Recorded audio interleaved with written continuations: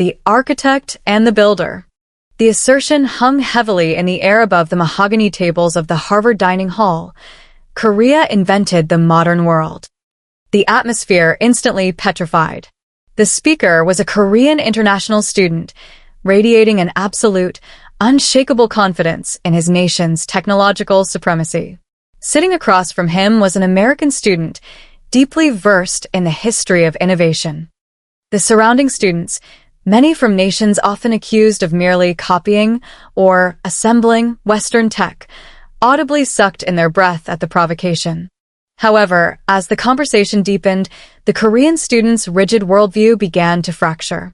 He was about to confront the difference between those who build the walls and those who draw the blueprints. Allow me to introduce myself. I'm Kyle Lawrence.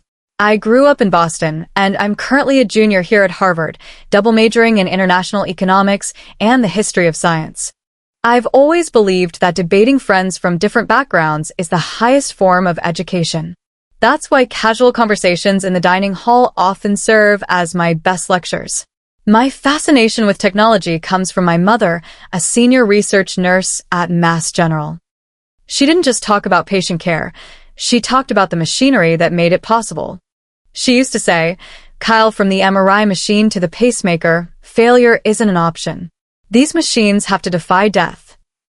She would point out the patents on the equipment, GE, Medtronic, names born in American laboratories, and explain that while the plastic might be molded in Asia, the idea, the life-saving physics, was American. That was when I first understood the weight of the word origin. In high school, I joined the robotics club. We tried to build rovers using cheap, off-the-shelf kits. On the surface, they moved, but under stress, they failed. We learned that true engineering wasn't about snapping parts together. It was about understanding the fundamental laws of electricity and mechanics. I realized then, motion is not the same as function, and function is not the same as invention. At Harvard, tracing the genealogy of invention became my obsession. History shows a pattern. Someone hacks a path through the jungle, and others pave the road behind them.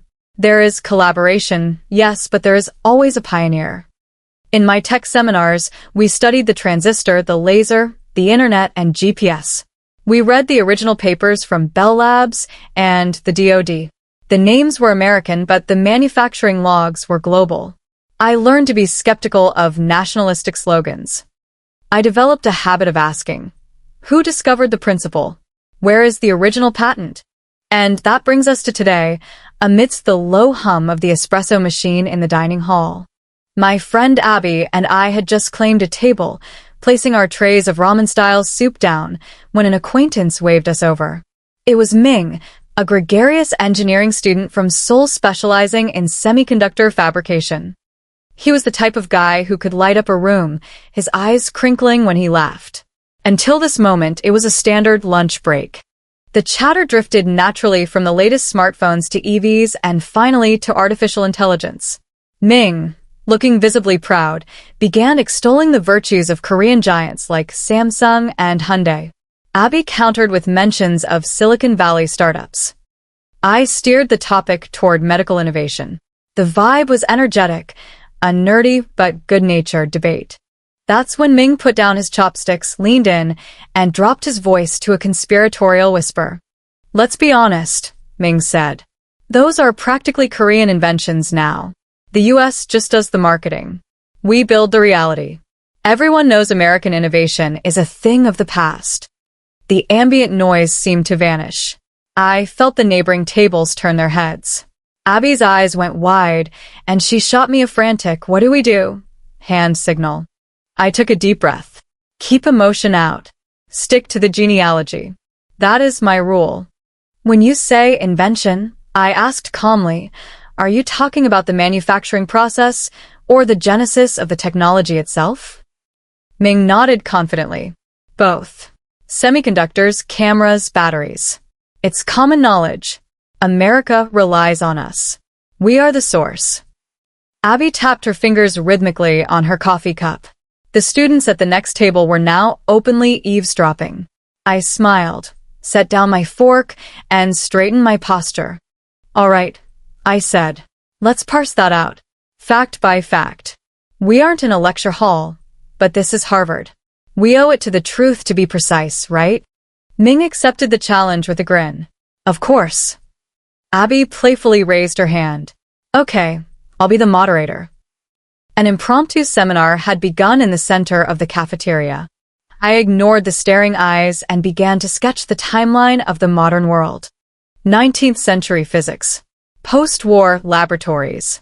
The Cold War space race. The keys to your misunderstanding lie there. I began. My job isn't to diminish Korea, Ming. It's to clarify the difference between the architect and the builder. Ming swirled his soup, looking like a professor about to correct a student. Kyle, you know Korea leads the world in memory chips, right? The news says Samsung is #1. I nodded. In terms of volume and market share? Absolutely. But if you want to use the word invention, we have to go back further. Abby opened the notes app on her phone, ready to transcribe. I drew an invisible timeline on the table. 1947, I said softly. Murray Hill, New Jersey. Bell Labs. Bardeen, Bratton, and Shockley invent the point-contact transistor. That is the moment the digital age is born. It wasn't Korea. It wasn't even Europe. It was an American lab. Later, Robert Noyce and Jack Kilby invented the integrated circuit here in the US. Silicon Valley wasn't named after a manufacturing plant. It was named after the invention of the silicon chip itself. Abby gasped quietly. The transistor. That's the grandfather of everything. Ming looked annoyed. Sure, history is nice. But who makes them better? Korea won the race. Our chips are faster, denser. I smiled and shook my head. You're talking about optimization, Ming. That's a valid victory. But look at the tools you use. The extreme ultraviolet lithography concepts, developed by US labs before being engineered by ASML. The instruction set architecture, x86 or ARM. Western IP. The software that designs the chips, Cadence Synopsys. American companies. If Korea is the high-performance race car driver, I said, America is the one who invented the internal combustion engine and built the racetrack. Abby laughed. The surrounding students chuckled. Ming paused, blinking. That's a vivid metaphor, Ming muttered. The topic shifted to cameras. A girl at the next table held up her phone. But this is a galaxy. The camera is insane. Korea definitely owns mobile photography. Ming nodded vigorously. Exactly. We revolutionized the phone camera. I leaned in. Actually, the digital eye, the charge-coupled device, or CCD, was invented by Willard Boyle and George Smith at Bell Labs in 1969. And the GPS that tags your photo's location? That's the US Air Force. The internet that lets you upload it to Instagram? DARPA. Korean engineers are brilliant at packaging these technologies, I conceded. You make the glass beautiful. You make the assembly efficient. But the eye inside the phone? It's an American child. Abby's eyes widened. Wait, so the Korean phone sees the world through an American lens? Accurately speaking, I smiled. It's American physics wrapped in Korean glass. Laughter rippled through the room. Ming bit his lip, stirring his soup aggressively. Okay, fine. We stand on giant shoulders. But we hold the patents now. We dominate the supply chain. You dominate the fabrication, I corrected. And that is vital. But the foundational IP? The source code of modern reality? It's still overwhelmingly American. When the US restricts technology transfers, like the entity list, the world stops. Why? Because the root of the tree is here. You are the branches. Beautiful, fruitful branches.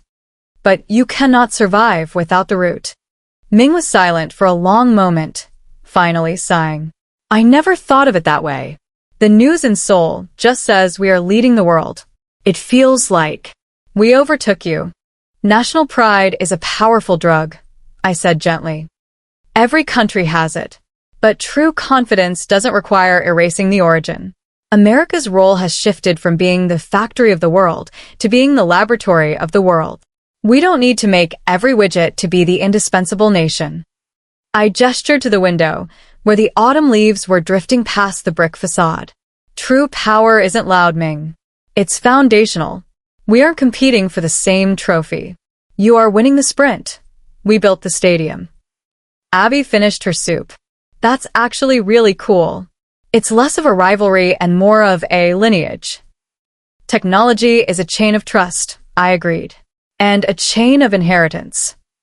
Ming finally smiled, a genuine, self-deprecating grin. Well, if I looked foolish today, consider it my contribution to the chain of learning. The tension dissolved into warm laughter. But Kyle, Ming asked, his tone more thoughtful now. Recently, the US has been aggressive. Trade wars, chip acts. It feels less like a laboratory and more like a bully. Isn't that just fear of being replaced? The table quieted down again. I see how it looks, I replied. But look closer. For decades, the US allowed open access to its core technologies. We trusted the global system. But when that trust is violated, when IP is stolen, or when dual-use tech is weaponized, the architect has to close the library. It's not bullying, I continued. It's a correction. We are re-establishing the terms of a license. The US is saying, you can build on our foundation, but you cannot undermine the house. So, it's a boundary setting? Abby asked. Exactly. It's a reminder of where the source code lives. The US moves slowly, often quietly, but when we flip the switch, the current stops. That's not panic. That's sovereignty. Ming leaned back. Quiet sovereignty. That's intimidating. It's the privilege of the pioneer, I said. We don't have to shout. We just have to stop sharing. I admit, Ming said, I used to think America was just loud, a declining empire. But today changed my perspective. You aren't lazy. You just moved up the value chain. We moved to the abstract. I clarified. To the physics. To the code. To the 0 to 1. Korea is the master of 1 to 100. Both are necessary, but never confuse the expansion for the creation. The afternoon sun slanted through the high windows, bathing the table in gold. The builder and the architect, Ming mused. I guess we need each other. We do, I said. As long as the builder remembers who drew the plans. We stood up to leave. The debate settled not by volume, but by history. Ming clapped me on the shoulder. Next time, Kyle, I'm bringing up K-pop. You definitely didn't invent that. We invented jazz and rock and roll, I laughed. But I'll let you have the boy bands. As we walked out into the crisp Cambridge air, the lights of the dining hall glowing behind us, I thought about the invisible threads of innovation. The world relies on American ingenuity not because we demand it, but because we sparked the flame. As long as that flame burns in our labs and universities, the United States remains the silent, indispensable engine of the future. That was better than class, Ming said, zipping up his jacket. Let's call it Applied Geopolitics 101, I joked. We walked into the Harvard twilight, the conversation lingering like the echo